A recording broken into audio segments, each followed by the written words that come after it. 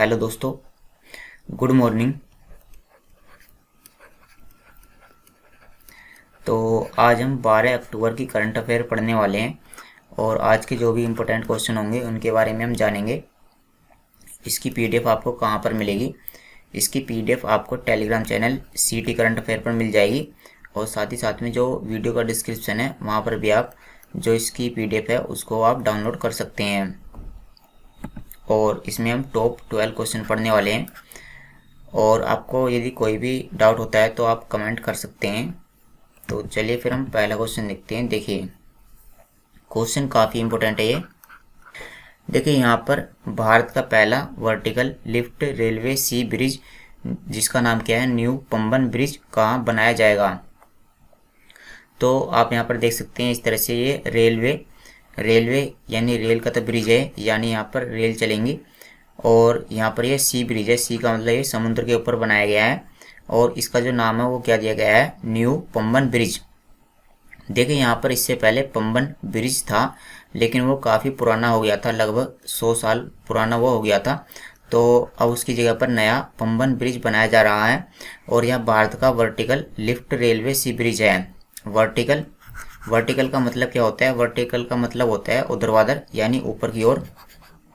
तो इसमें आप यहाँ पर देख सकते हैं इस तरह का यह पुल है और जिसकी लंबाई कितनी है, इसकी लंबाई है लगभग 2 किलोमीटर। और इसमें एक बात और जान लेते हैं कि ये जो वर्टिकल शब्द है इसका यहाँ पर ठीक से मतलब क्या है। इसका यहाँ पर मतलब है कि यहाँ पर जैसे ये जो ब्रिज है यह कहाँ से कहाँ तक बनाया जाएगा, रामेश्वरम से धनुषकोडी तक, ठीक है ना। जैसे ये मान लेते हैं ये है रामेश्वरम और ये है धनुषकोडी, ठीक है। अब इसके बीच में इस तरह से ये 2 पटरियों का रेलवे ब्रिज बना दिया गया है। अब आप ये बताइए कि अगर यहाँ से कोई जहाज़ इस तरह से इधर की तरफ आती है तो वो इसको किस तरह से पार करेगी, क्योंकि यहाँ पर तो रेलवे ब्रिज है तो ये तो पार नहीं किया जा सकता। तो इसी की समस्या को दूर करने के लिए यहाँ पर ये जो आप यहाँ पर देख सकते हैं, यहाँ पर ये जो स्पैन है वो ऊपर की तरफ जाएगा। इस तरीके से दोनों तरफ से ये ऊपर की तरफ जाएगा और ऊपर की तरफ जाएगा तो यहाँ से जो आने वाला जो नाव है वो इसके नीचे से वो निकल जाएगा, ठीक है ना। अब आपको इसका सही मायने में मतलब पता चल गया है। तो इसका जो निर्माण है तमिलनाडु में किया जा रहा है और ये जो ब्रिज है अगले साल मार्च में स्टार्ट हो जाएगा। तो चलिए फिर हम अगला क्वेश्चन देखते हैं। इससे पहले हम तमिलनाडु के बारे में जान लेते हैं। आप यहाँ पर देख सकते हैं ये है तमिलनाडु और यहीं पर जो रामेश्वरम है यहाँ से यहाँ तक इस तरह से समुद्र के अंदर ही बनाया जाएगा। कहाँ से कहाँ तक? धनुषकोडी से रामेश्वरम तक। तमिलनाडु की राजधानी क्या है? चेन्नई। यहाँ के मुख्यमंत्री हाल ही में कौन बने हैं? एम के स्टालिन। और यहाँ के राज्यपाल हाल ही में कौन बने हैं? R N Ravi. यहाँ पर 5 राष्ट्रीय उद्यान है, मुदुमलाई, मुकुर्ती, इंदिरा गांधी, गुइंडी और मन्नार, ठीक है ना। तो आप इनके नाम याद कर सकते हैं। जिम कॉर्बेट टाइगर रिजर्व का नाम बदलकर नया क्या नाम कर दिया गया है? तो देखिए जो जिम कॉर्बेट टाइगर रिजर्व है या इसी को हम बोलते हैं जिम कॉर्बेट राष्ट्रीय उद्यान, यह किस राज्य में स्थित है? यह उत्तराखंड में स्थित है। यह कहाँ पर स्थित है? यह उत्तराखंड में स्थित है और यह भारत का सबसे पहला राष्ट्रीय उद्यान है। यह कैसा उद्यान है? यह भारत का सबसे पहला राष्ट्रीय उद्यान है।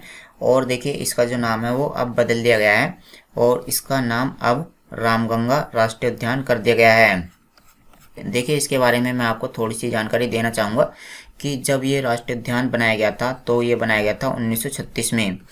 तो 1936 में तो अंग्रेज़ों का राज था, तो वहाँ पर जो अंग्रेज़ थे उनका नाम था हैली। तो उन्हीं के नाम पर सबसे पहले इसका नाम क्या था? हैली राष्ट्रीय उद्यान। सबसे पहला नाम क्या था इसका? हैली राष्ट्रीय उद्यान। और जैसे ही ये स्वतंत्र हो जाता है, जैसे भारत देश अपना स्वतंत्र हो जाता है तो स्वतंत्रता के बाद इसका जो नाम है वो क्या रख दिया जाता है? इसका नाम रख दिया जाता है रामगंगा राष्ट्रीय उद्यान। तो इसका जो नाम है वो पहले भी रामगंगा था, लेकिन क्या होता है कि 2 साल के अंदर वहाँ पर जो एक कर्मचारी कार्य करता था, जो इस राष्ट्रीय उद्यान के अंदर कार्य करता था, उसकी मृत्यु हो जाती है और उसका नाम क्या होता है? उस कर्मचारी का नाम होता है जिम कॉर्बेट। तो जब जिम कॉर्बेट की मृत्यु हो जाती है तो उसी के लिए ही उसी के नाम पर इसका जो नाम है वो क्या रख दिया जाता है? Jim Corbett. अब क्या हुआ है कि अब फिर से जो उत्तराखंड की सरकार है उसने जो जिम कॉर्बेट राष्ट्रीय उद्यान है इसका नाम बदल करके रामगंगा राष्ट्रीय उद्यान कर दिया है। तो चलिए फिर हम आगे देखते हैं। देखिए हम उत्तराखंड के बारे में भी जान लेते हैं। आप यहाँ पर देखिए ये है उत्तराखंड और इसकी राजधानी क्या है, इसकी ग्रीष्मकालीन राजधानी है गैरसेन और इसकी शीतकालीन राजधानी है देहरादून। यहाँ के मुख्यमंत्री हाल ही में कौन बने हैं, पुष्कर सिंह धामी। और यहाँ के राज्यपाल हाल ही में कौन बने हैं, गुरमीत सिंह। यहाँ पर 6 राष्ट्रीय उद्यान है, कौन कौन से आप यहाँ पर देख सकते हैं, जिम कॉर्बेट और जिसका अब नाम बदल दिया गया है, और यहाँ पर फूलों की घाटी, गोविंद, नंदा देवी, राजाजी और गंगोत्री। तो अगला क्वेश्चन देखते हैं। देखिए ये एक्सरसाइज है जिसका नाम क्या है, जिसका नाम है अजय वॉरियर। तो क्वेश्चन ये है कि जो अजय वॉरियर एक्सरसाइज है यह भारत और किस देश के बीच में हुई है, तो यह भारत और ब्रिटेन के बीच में हुई है, भारत और इंग्लैंड के बीच में। और इसमें हमें क्या जानना होता है, इसमें हमें ये जानना होता है कि इसका आयोजन कहाँ पर किया गया है, तो इसका आयोजन उत्तराखंड में किया गया है। और उत्तराखंड में अगर हम एग्जैक्ट जगह की बात करें तो उसका नाम है चौबटिया, ठीक है ना। और इसका कौन सा संस्करण हुआ है इस साल इसका 6ठा संस्करण हुआ है, 6th एडिशन, ठीक है ना। हमें ये 2 बातें ही जाननी होती हैं। उत्तराखंड के चौबटिया में 6ठा संस्करण हुआ है, किस किस के बीच में हुआ है, भारत और ब्रिटेन के बीच में, इंडो यानी इंडिया और यूके यानी कि यूनाइटेड किंगडम। चलिए हम इसमें यूके के बारे में जान लेते हैं। यूके, इसकी राजधानी क्या है, इसकी राजधानी लंदन और यहाँ की मुद्रा है पाउंड स्टर्लिंग और यहाँ के प्रधानमंत्री हैं बोरिस जॉनसन। देखिए जो यूनाइटेड किंगडम है यह 4 देशों को मिलाकर के बनता है। 4 देश कौन कौन से हैं आप यहाँ पर देखिए, यूनाइटेड किंगडम 4 देश कौन कौन से हैं, स्कॉटलैंड, इंग्लैंड, वेल्स और उत्तरी आयरलैंड, नॉर्दर्न आयरलैंड यानी उत्तरी आयरलैंड। तो इन 4 देशों को मिलाने से क्या बनता है, इन 4 देशों को मिलाने से बनता है यूनाइटेड किंगडम। इसी तरह से जो 4 द्वीप होते हैं, 4 द्वीपों को बनाने से क्या बनता है, जापान। मैंने आपको कल या परसों ही पढ़ाया था, जापान भी 4 द्वीपों का समूह है, ठीक है ना। जिसमें जो जापान की राजधानी है वो कौन से द्वीप पर स्थित है, जापान की राजधानी होन्शु द्वीप पर स्थित है। देखिए एक त्योहार है जिसका नाम क्या है, बथुकम्मा उत्सव। तो ये जो बथुकम्मा उत्सव है यह किस राज्य में मनाया जाता है, तो यह तेलंगाना राज्य में मनाया जाता है। अगला क्वेश्चन देखते हैं। विश्व कुश्ती चैंपियनशिप 2021 में सिल्वर जीतने वाली पहली भारतीय महिला कौन बनी है, तो इन्होंने सिल्वर मेडल यानी रजत पदक जीता है। तो विश्व कुश्ती चैंपियनशिप में सिल्वर मेडल जीतने वाली ये पहली भारतीय खिलाड़ी बन गई हैं। तो इनका नाम हमें बताना है, आप यहाँ पर देख सकते हैं, इनका नाम है अंशु मलिक, ठीक है। इसमें और क्या क्वेश्चन बन सकता है, इसमें ये क्वेश्चन भी बन सकता है कि जो विश्व कुश्ती चैंपियनशिप है इसका आयोजन कहाँ पर किया गया है, तो इसका आयोजन नॉर्वे की राजधानी ओस्लो में किया गया है। जो नॉर्वे की कैपिटल है उसका नाम क्या है, ओस्लो। तो ओस्लो में इसका आयोजन किया गया है और इसमें जो है भारत की तरफ से अंशु मलिक ने क्या जीता है, सिल्वर मेडल जीता है, ठीक है ना। चलिए अगला क्वेश्चन देखते हैं। देखिए एक रिपोर्ट दी है, रिपोर्ट का नाम क्या है, 2021 state of the education report on India, 2021 state of the education report on India. तो ये जो रिपोर्ट दी गई है यह यूनेस्को के द्वारा दी गई है और इसमें भारत की शिक्षा प्रणाली के बारे में बताया गया है, ठीक है ना। ये जो रिपोर्ट है यह यूनेस्को ने भारत की शिक्षा के बारे में दी है कि भारत में शिक्षा किस तरह से चल रही है, कि भारत में जो ऑनलाइन एजुकेशन है या कितनी महिलाएं शिक्षक हैं, तो इसी के बारे में इसमें सारी जानकारी दी है। तो इसमें हमें जो रिपोर्ट है, रिपोर्ट का नाम हमें याद करना है और साथ ही साथ में ये जो रिपोर्ट है किसने दी है, यूनेस्को ने। तो हमें यूनेस्को के बारे में पता होना चाहिए, रिपोर्ट में क्या क्या फैक्ट इन्होंने बताए हैं उनके बारे में हमें याद नहीं करना है। तो चलिए फिर हम इसमें जो है यूनेस्को के बारे में जान लेते हैं। तो आप यहाँ पर देखिए इसकी फुल फॉर्म क्या है, United Nations Educational Scientific and Cultural Organization. आप इसकी जो हिंदी में फुल फॉर्म है आप यहाँ पर देख सकते हैं। इसकी स्थापना 16 नवंबर 1945 में हुई थी और इसका मुख्यालय पेरिस फ्रांस में स्थित है और वर्तमान में इसके अध्यक्ष कौन है, आंड्रे अचोलाए। मैंने ये जो रिपोर्ट है रिपोर्ट को यहाँ पर लिख दिया है। जब हम अगली बार यूनेस्को के बारे में पढ़ेंगे तो इस क्वेश्चन को हम दोबारा से फिर से रिवाइज भी कर लेंगे। देखिए एक फेयर का आयोजन किया गया है जिसका नाम क्या है, दून ड्रोन मेला, ठीक है ना। दून ड्रोन मेला 2021 का आयोजन कहाँ पर किया गया है, तो आपने इस तरह से ड्रोन तो देखे ही होंगे जिनका आजकल इस्तेमाल किस लिए किया जा रहा है कि जो दवाइयाँ हैं वो एक स्थान से दूसरे स्थान पर पहुंचाई जाएं, या जो वैक्सीन कार्यक्रम है वैक्सीन भी एक स्थान से दूसरे स्थान पर इन ड्रोन की सहायता से ही पहुंचाई जा रही हैं। तो एक मेले का आयोजन किया गया है। तो ये जो मेला है जिसका नाम क्या है, दून ड्रोन मेला, इसका आयोजन कहाँ पर किया गया है? तो इसका आयोजन किया गया है उत्तराखंड के अंदर। देखिए जो उत्तराखंड की राजधानी है वो क्या है, देहरादून है, ठीक है ना। तो आप यहाँ पर इससे याद कर सकते हैं, दून का मतलब देहरादून। तो इसका आयोजन कहाँ पर किया गया है? उत्तराखंड के अंदर। और इसमें क्या किया गया है, जो ड्रोन होते हैं, ड्रोन की इस तरह से प्रदर्शनी लगाई गई है, ठीक है ना। जो ड्रोन होते हैं, ड्रोन की इस तरह से यहाँ पर प्रदर्शनी लगाई गई है।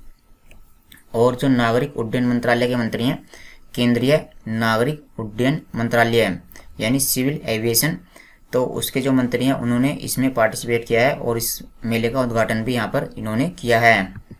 तो जो केंद्रीय नागरिक उड्डयन मंत्री हैं इनका नाम क्या है? श्री ज्योतिरादित्य सिंधिया, ठीक है। आप इनकी इमेज यहाँ पर देख सकते हैं। तो इन्होंने इस मेले का उद्घाटन किया है।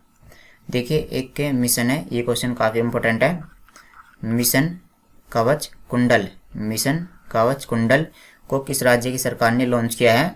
तो आप यहाँ पर देख सकते हैं, ये है महाराष्ट्र के मुख्यमंत्री उद्धव ठाकरे। तो इनके द्वारा महाराष्ट्र में मिशन कवच कुंडल का उद्घाटन किया गया है। और इसका उद्देश्य क्या है? इसका उद्देश्य है कि जो वैक्सीन कार्यक्रम है उसको तेज़ी से किया जाए। और इनका जो टारगेट है वो है कि प्रतिदिन 15 लाख कोविड टीके लगाए जाएं, ठीक है ना। तो इस मिशन के तहत क्या किया जाएगा कि प्रतिदिन 15 लाख कोविड टीके लगाए जाएंगे।